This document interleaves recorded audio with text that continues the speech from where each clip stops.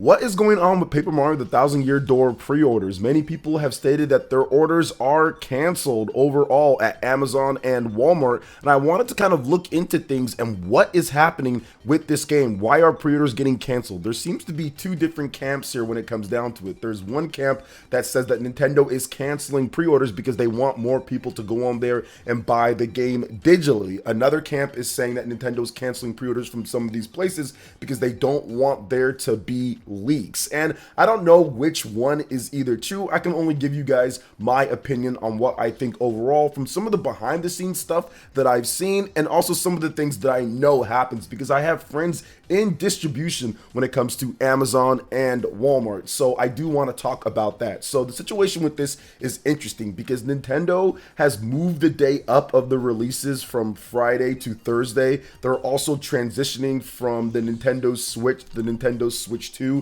So there's a lot of logistics and moving pieces, and I think that it all plays a part. Now, one thing that I do know, and I'm pretty sure everybody can agree upon, is that Nintendo was absolutely not happy with their games being online and dumped physical cartridges a week before release. We saw this with Tears of the Kingdom. We saw this with pretty much every single major release that came out, that there would be leaks, there would be dumps of the physical game. So Nintendo would ship the game because of the pre-orders, right? So they have a ton of pre-orders from Amazon or from Walmart or whatever the case is. So they'd ship them out so they can get there and have them, and then people would always steal them, would sell them early, would break the street date all the time. This was a common occurrence, and I know Nintendo absolutely wants to curtail that. So I think that there's probably a little bit of truth in terms of them moving the date up and also changing some other things behind the scenes that I can't really talk about too much, or at least I don't think I could. But some of those things when it comes to the game distributions and all of that, I think that there absolutely is some truth to this being a situation to where they don't want games to be dumped online early and for there to be leaks overall. I think that's part of it. Now, will it actually stop it full board? No, I don't think so. I think that somehow, some way, people will still do that. But out of curiosity, I decided to go on the Best Buy website and I decided to pre-order the game myself. Now, I hadn't had the game pre-ordered yet because usually in my area, I can just walk into any store and buy most games. There's so many video game stores here. So for me, I don't really pre-order anything unless I get something cool with it. But I decided to pre-order Paper Mario the Thousand Year Door on Best Buy the other day, and it actually worked out just fine. My pre-order as of right now is not canceled at all, so that's definitely a good thing, but we'll see if that holds. Now, we're 1 week out from the time that I'm recording this video from Paper Mario the Thousand Year Door launching, so this just seems super weird that if it was something with, let's say, trying to make maximizing digital sales or money or something like that, I think that it probably would have happened earlier than this. Now, I know that Paper Mario the Thousand Year Door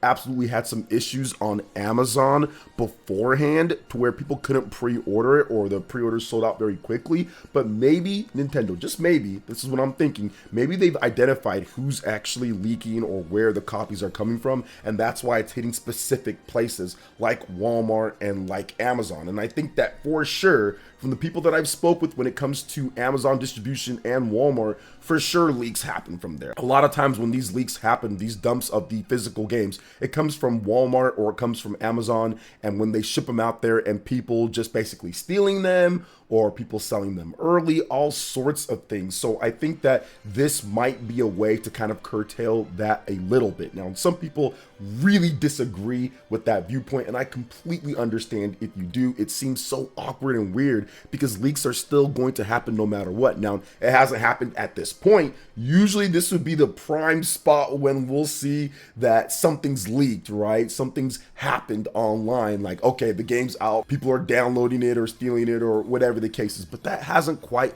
happened just yet. Now, I don't think that happened either with Endless Ocean, and I know that Endless Ocean was a little bit weird when it comes to pre-orders and certain things, but that's a smaller game in comparison to what we're seeing here with Paper Mario the Thousand Year Door. Now, we've also seen with future games, stuff like Luigi's Mansion 2 HD, pre-orders have been canceled on that game. So it seems like going forward, this might be the strategy for Nintendo. And if it's a good strategy or not is yet to be seen, because like my friend Stealth says here on Twitter, he said this: seriously, what is going on with Paper Mario: The Thousand Year Door online pre-orders? It's not available on Amazon. It's not available on Walmart anymore. Who knows what retailer is next? Did Nintendo underestimate demand for the amount of copies they made? Nintendo does a lot of business on Amazon US, and the fact that you can't buy the game there seems like a mistake to me. My pre-order was canceled there, so I went to Best Buy, and I'm hoping the same thing doesn't happen. Now, another tweet here from FemTrooper, who lives in Canada, is also a content creator. She states that, hey, look, it's still very much available on Amazon Canada and Walmart Canada, no issues there. So that kind of tells me that maybe it's targeted to where Nintendo thinks leaks are happening or stealing is happening beforehand. Now, from what I understand, you will be able to purchase Paper Mario: The Thousand Year Door at Walmart in store. So if you go in store, you can pre-order it there and pick up your copy. And of course, when the game launches, there will be copies available on Amazon. There will be copies available at Walmart and other places. It just seems that the pre-order situation and the early shipping of the copies to fulfill or have enough ready for those pre-orders is what's being hit here. So that's why I personally feel that it might be more of a thing to where they're trying to do this new system to where these 1 week or these, 5 days ahead of time stuff doesn't happen early. Now, once again, it still could be the other part, right? It still could be that, they're trying to just kind of convince people, nudge, nudge, wink, wink, over to get more digital copies. That could be a thing. But Nintendo also stated in their investor report just the other day that they want to maximize physical and digital copies. Now, is this a way to do that? Sure, maybe some people get impatient and say, hey, look, I'm just going to buy the game digitally, so I have it right there available. If you pre-download it on the eShop, have it available, ready to go right then and there. I don't want to have to deal with ordering it and then waiting a couple days afterwards or going into the store. And then some people might say, okay, I'll just pre-order it digitally and get it then, and then later I'll buy it physically, so you get a double dip. So that could be it. That is also another way to maximize things overall. I'm not exactly sure what's going on. I just think that there's points to be made on both sides of it, or at least a compromise to be made to ensure that there isn't this ROM dumping in 1 week early and all of that, in addition to maybe even getting more digital sales. Now, some people online I've seen say, okay, well, there's still going to be these issues with mom and pop stores breaking street day early. And yeah, that might be the case. But once again, if you actually move the date up and you ship copies later, it gives a little bit of a buffer time, or at least less of a buffer time for it to happen. Once again, I think that the biggest issue here probably is how it's like a week early or something. Now, if it's like a day or two, that's a little bit different than it being like a whole week ahead of time and it's dumped online. So I think that this is a move for the future going forward and not necessarily specific to one game like Paper Mario: The Thousand Year Door, because I'm hearing that Luigi's Mansion 2 pre-orders are being canceled as well. So it's going to be incredibly interesting to see how Nintendo does this going forward, but it does seem like Nintendo wants people to go into the stores physically and pre-order the game or buy the game, or simply on launch date, if you want it from Amazon, you order it that day from Amazon or very close to that date, and then you get it a couple days later, like if you have Amazon Prime. Now, once again, don't know if that's going to work out business-wise, and this could be a way to kind of sneakily increase the digital sales orders or even double dip on some people. That could be it, because there are people who state that way, but we're just gonna have to wait and see. But one thing that I do know is that Nintendo is probably hell-bent on making sure that these games don't leak a whole week early or whatever the case is, because I'm pretty sure they've identified maybe exactly where it's coming from. And from who I've spoken with, yeah, absolutely, there's issues with stealing and stuff with Amazon warehouses and Walmart distribution centers. It's so easy for someone to just say, all right, I'm gonna slip one out real quick overall, and maybe it'll never be accounted for, especially if you're getting the game a week or so early to get ready for the pre-orders. So I'm guessing they're locking down, they're clamping up, and if it does affect sales somehow or some way, we'll find out very soon here. But let's see what happens going forward with their other games. I'm very interested in this. But yeah, we'll see what happens with my copy as well, because I did get a copy pre-ordered at Best Buy, so we'll see if that sticks. As far as Paper Mario the Thousand Year Door, the game, I'm very excited to play it myself. I've got some plans that I'm setting up a bit. Don't have anything concrete yet because I'm still planning out the details, but once I get that set, I'll definitely let you guys know. But Paper Mario the Thousand Year Door, for those who don't know, this is not like Paper Mario Color Splash or Paper Mario the Origami King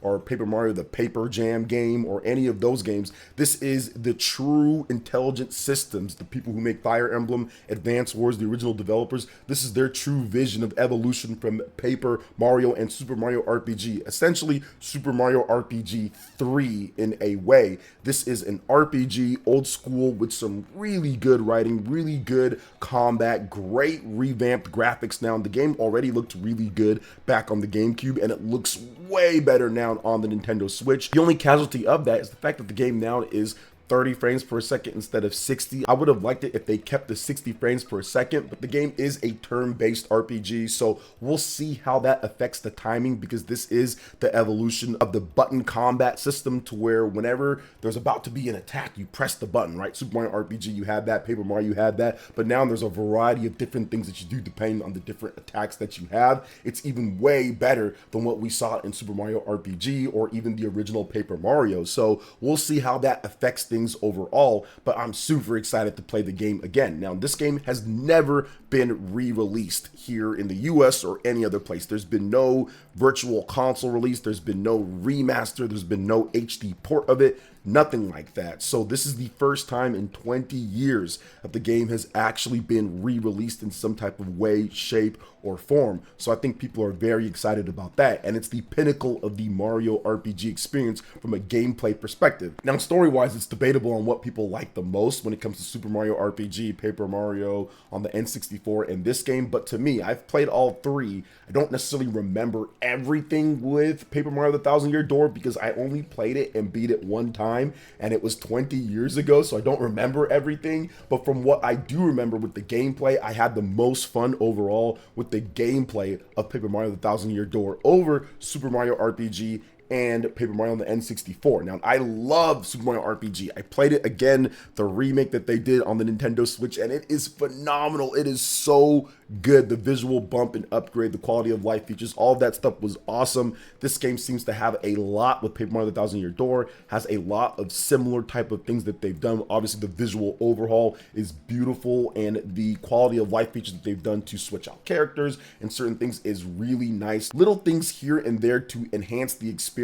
So I'm super excited to get into it and see exactly what the deal is again with this game. And it's aged incredibly well. Like, you can play Paper Mario the Thousand Year Door on the GameCube and be like, all right, this is awesome. This is a really good game. And the fact that they're bringing it here to the modern day, they don't really need to change much. And it pretty much goes to show you how great the design is over at Intelligent Systems, to where 20 years later, you can pick up the game and say, all right, this is still awesome. So that's what makes these Super Mario RPG games really good, in my opinion. A lot of the Mario RPG games are awesome in that way, to where they're really kind of timeless, right? And this is probably the best example of that. I think that the writing still hits, the graphics are really good, everything is still in place here. So I'm looking forward to sharing that experience with you guys. Once I kind of nail down my plans for the game, you can expect videos on it when it comes to a review or an introduction, in addition to a stream as well, maybe a stream or two. So I'll probably be doing quite a bit with this game, very similar to how I did with Super Mario RPG with the remake on the Nintendo Switch. So yeah, very exciting times overall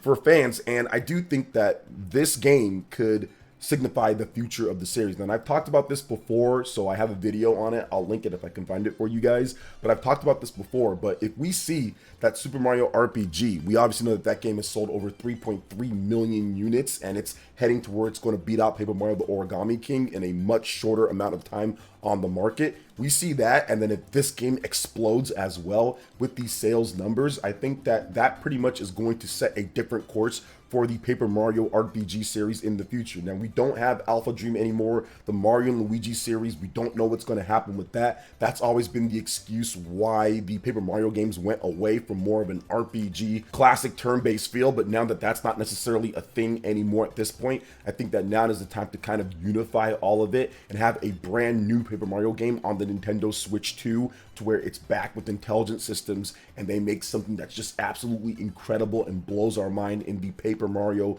RPG space. So I would love for that to be a thing again, and I think that this game, along with Super Mario RPG and the sales numbers and the tallies and everything, is going to show that, yeah, that's the direction, because Super Mario RPG already showed that. And for those who don't know, Paper Mario was actually named Super Mario RPG 2 before they changed the name, but this is essentially the continuation when it comes to Super Mario RPG, Paper Mario, and Paper Mario the Thousand Year Door. This is the continuation of Super Mario RPG overall. So I think that this could change the course, and Nintendo will go back to that and kind of lay off the Origami King type of completely reinventing the wheel with every single Paper Mario game, to where there's some type of crazy new gimmick that kind of works but then doesn't work over time because it's not an RPG, and then you end up just doing the same thing over and over again for coins. This could be the whole path that Nintendo and the Mario RPG series goes forward, especially if this is incredibly successful. So what do you guys think about everything that we talked about here with Paper Mario the Thousand Year Door? Are your pre-orders getting canceled? Let me know in the comment section below. All right, guys, that wraps it up for this video here. Thank you so much for watching. I do appreciate it. Please make sure you hit that like button, subscribe if you're someone new, click that notification bell, and check out my other Nintendo Switch and RPG videos right here on screen. Thanks for watching, and we'll catch you guys for the next one. Peace.